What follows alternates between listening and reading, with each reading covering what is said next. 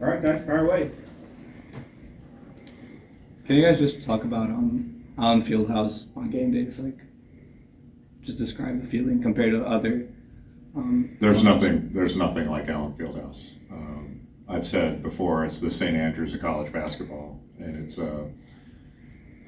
a building that has a soul. I mean, and it's the best feel of any arena in the country, and you crawl on your knees. It's a bucket list experience to be in Allen Fieldhouse for a big game, for any game, but for a big game. But with the Hall of Fame and Naismith's rules up there, and you walk through the hallways and see 21 Hall of Famers, and it's absurd. Every road in this game leads back to Lawrence because of the history of basketball. Really, in a lot of ways, starts here. Having James Naismith as the first coach at Kansas, there have only been 8 coaches here, and it's just an amazing experience.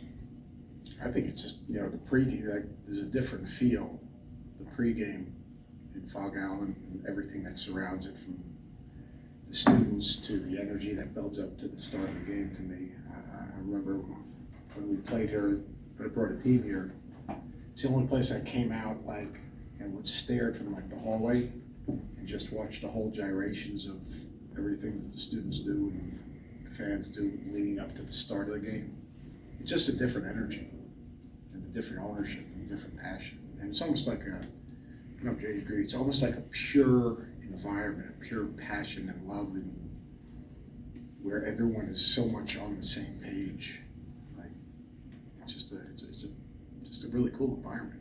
I couldn't find a cherry limeade last time I was here, though, so it's not perfect. It used to be perfect. Do you have people bring you you get ice Popcorn. cream and get popcorn? They bring popcorn. Popcorn's good here. Yeah, we get ice cream some places, popcorn. It's unbelievable. You got every priorities I in get a order. biscuit.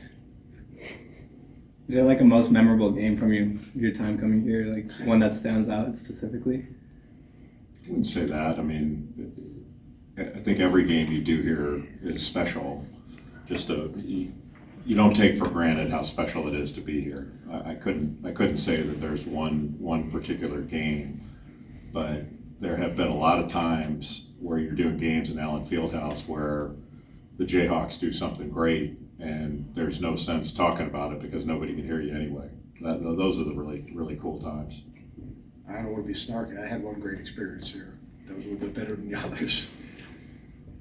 I'll leave it at that. Chris knows.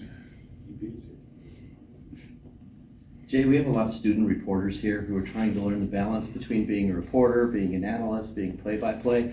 How have you balanced it, and what do you enjoy most?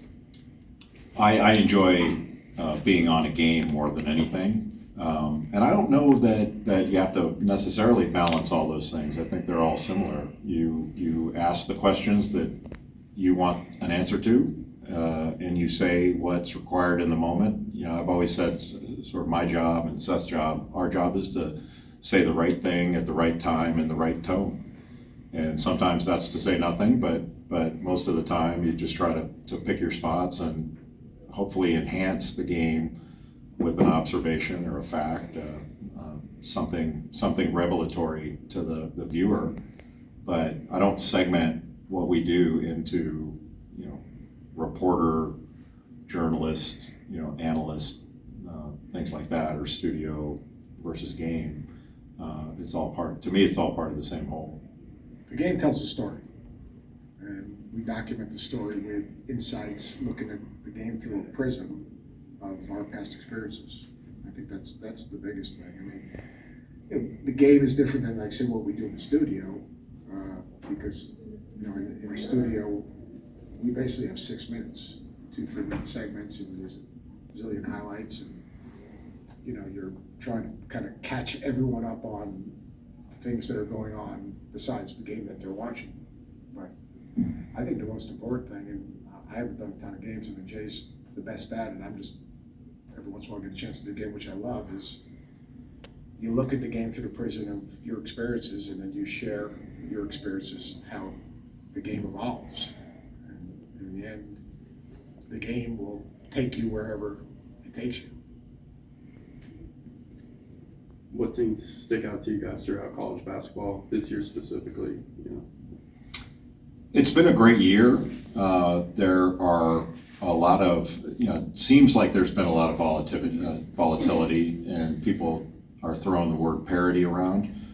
I'm not sure that always applies, but it's not football. Like, football had 3 number 1 teams last year. There's only been 4 in basketball, and basketball plays a lot more games.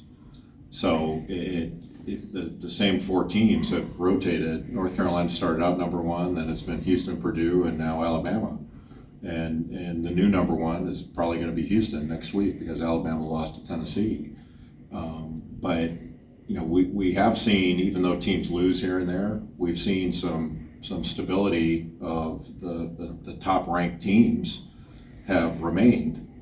It's just been, there seems to have been more ranked teams losing on the road to unranked teams this year. So it'll be an interesting tournament because I don't think you necessarily have the same kind of confidence that this team's going to beat that team.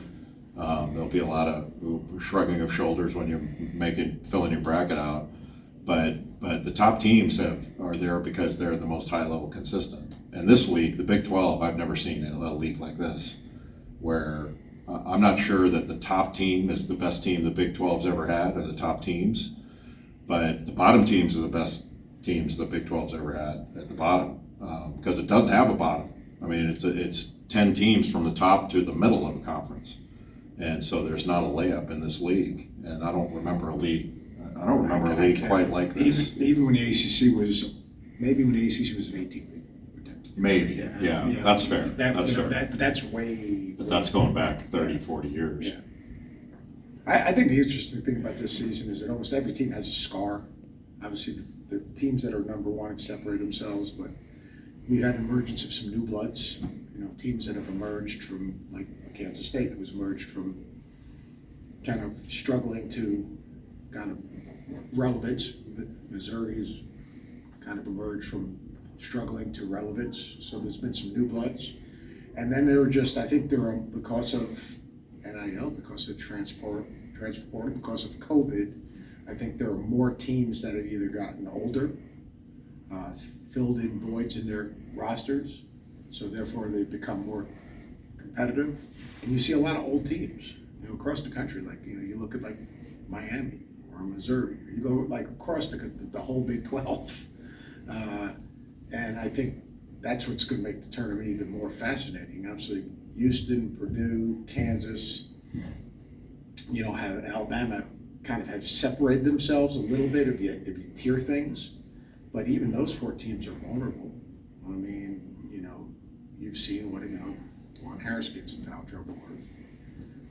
Alabama, teams that have been really physical against them have bothered them. Purdue, people are starting to double Zach Edey, and you're relying on 2 freshmen. Houston has probably been the most consistent. They haven't played the competition. This league is just insane. I mean, this league, the games aren't games, they're events.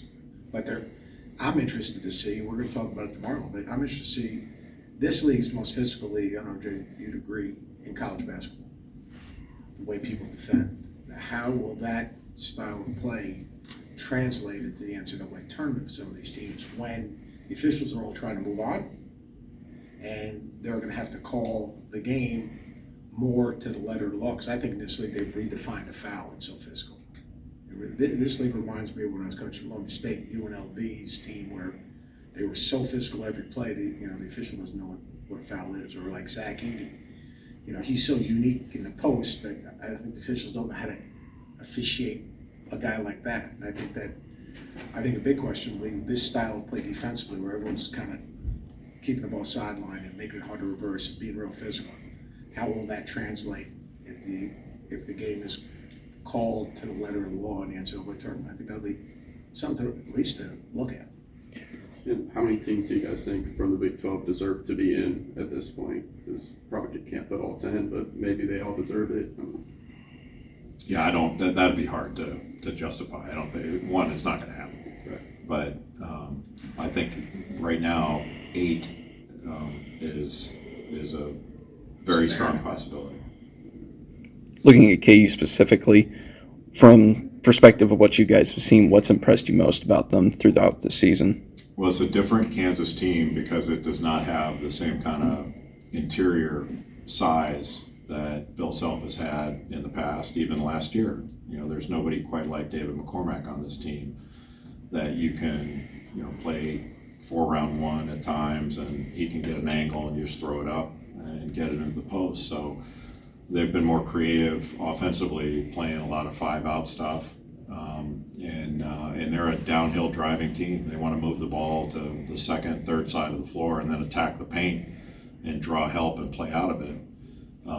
The most impressive thing has been, to me, has been the development. The bench is starting to produce now. So when Bill Self has to go to the bench, for whatever reason, there's not a dip in performance. You know, you'd hope that your bench can raise the level, but at least maintain it. And that's been happening. I mean, that happened against Texas, Oklahoma State. You know, Ernest Uday's coming into the game and giving quality minutes, and Joseph Yesufu is giving quality minutes. MJ Rice is starting to play. So that adds to what they can do. I mean, there are a lot of guys playing a lot of minutes out of that starting lineup. But it's a very, very capable basketball team, and it's played. I think Kansas. I don't know what the numbers are, but if anybody's played a harder schedule than Kansas has, I haven't seen it. They played a brutal schedule, and it's one heavyweight fight after another, and they've handled it really well. You know, you can say, okay, well they got beat here, beat there. Everybody's getting beat, but they've won more quality games, I think, than anybody. They're 12, right? Yeah, and they're worthy, I think, of the one line, and you're in a number 1 seed. You can beat anybody. They're the best set of wings in college basketball. If you think about it, those 3 guys are as good as anyone, and they're interchangeable, which makes them so good. I think it's the pace they play, and like Jay was talking about, moving the ball. They move the ball, and they move people, and they cut probably harder than anyone.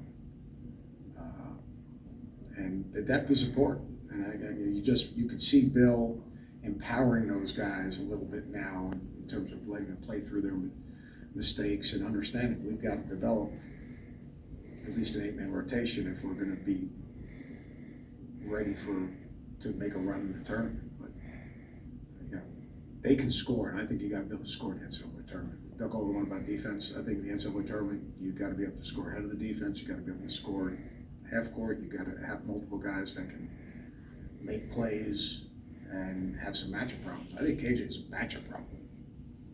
I mean, he's as different as anyone. I mean, he might be 6'6" or whatever he is. That dude is not 6'6". I mean, he's hard to play against. Thinking about how competitive the Big 12 is right now, how much weight is on this game tomorrow for both Baylor and KU? It's huge because it separates you by a game against the losing team is separated by a game at the top of the league. And, you know, Kansas lost to Baylor at Baylor. So holding serve at home is important, but, you know, the Big 12 championship is important to these teams. And, you know, for Baylor, it's not as familiar of a thing as it is for Kansas. It seemed like it was almost a birthright for a while there. I mean, they were hard to win, obviously, but Kansas kept winning it year after year. And I think whoever wins this one, nobody's going to back into this one. You're going to have to earn it. And a couple weeks ago, 10 days ago, whatever it was, it looked like Texas, you know, had an opportunity to separate themselves, and they couldn't do it. Lost here and all that. So I think this game is. I mean, they're all big, but this one's bigger, and you know, it doesn't end anything if you lose it, but it's elevating if you win it. It used to be Kansas versus the field. Now it's Kansas versus the field, Baylor versus the field, Texas is. I mean, the field is. They haven't caught up to Kansas, but the field is become bigger. There's more teams that are capable on a given night, like we've seen throughout this league, of winning a game. And if you don't play well in this league, you got no chance to win. So, like, you know, Jay just said, like every game, you can win this game, and Kansas could beat Baylor today. But if they don't play well next time out, you know, they got to win against Baylor. I mean, it's also, I think it's a pride thing. When was the last time Bill got swept by someone? 2018, pretty sure. Texas. Texas. Yeah. I Texas mean, like, during COVID. that doesn't happen very often, right? Twice. Twice. It's almost sacrilegious. 183 at Oklahoma. This is the first game in a while that I've done where one of the teams isn't coming in desperate and angry after a loss. It seems like every game I've had lately, one of the teams is like desperate and you know, angry over having lost a game or two. I mean, Kansas was in that position playing at Kentucky. You know, they lost 3 in a row, and then playing after losing at Iowa State. I mean, but it seems like, you know, this is the first time I've had a game in a while where both teams have won coming in. So I don't know, maybe we'll catch a smile or two from the coaches before the game, but that's been an interesting part of the year too, is that, you know, people are taking lumps here and there, but you got to get back up off the mat and play again. These are the two teams in this league I think are best suited to go to the Final Four, just because of their ability to score. All right, guys, thank you so much.